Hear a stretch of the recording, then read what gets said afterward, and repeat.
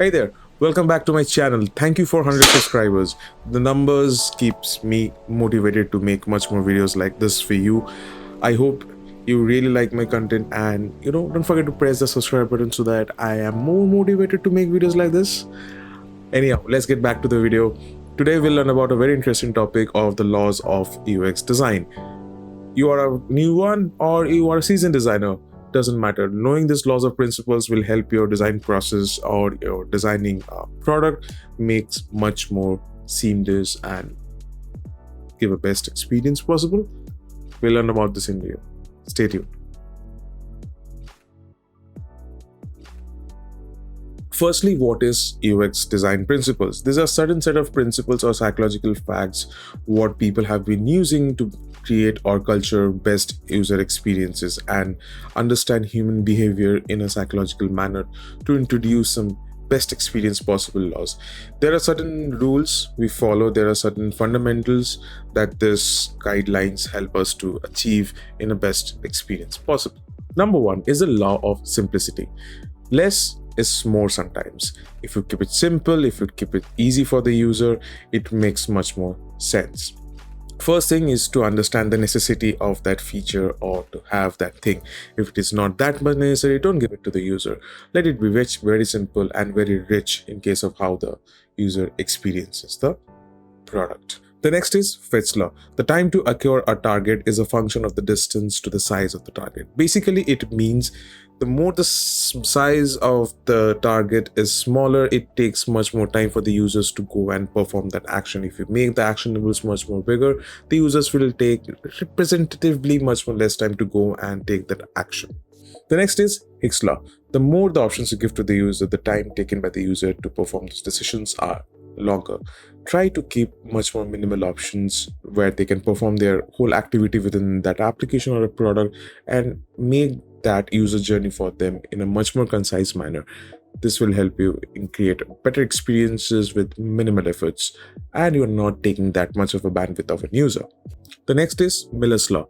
It states that the average person can remember up to 7 plus or minus 2 steps to go through to that process. So, concise the data, concise the patterns what you are sharing with the users so that they are not overwhelmed with the number of things to remember while they are performing some steps. So, concise, break the things and, have that information laid out in front of them so that they can remember in chunks, not as a whole. The next is Jacob's law. Jacob's law states that people are used to certain things, so they will be expecting the new product or the new something they are experiencing should also work in a similar fashion what they have been using or being used to being using like that.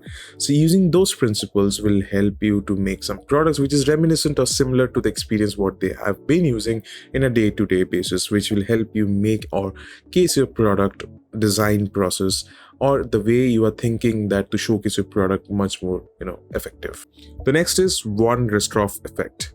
It is basically means, for example, imagine like this: there are 10 red apples. In that there is one yellow apple. So when you cluster data and all the things are uniform except one, you will be remembering that thing as an interface breaker.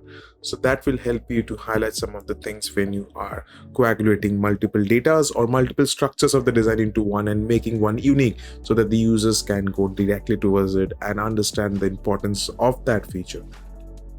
I hope you get it. The next is Zeigarnik Effect. Zeigarnik Effect states that the user tends to remember interrupted user journeys or flows or interactions within the product much more than the ones which they have completed. Try to use those in those daily processes where they are getting hindrances and try to fix those in case of understanding why it didn't happen and what is making that blocker in that user experience of the product. And there you have it, folks. The principles of UX design. Remember, you don't have to follow this, but if you keep an head of it while you're designing products, you will be creating a best user-centered design while you're approaching for a design.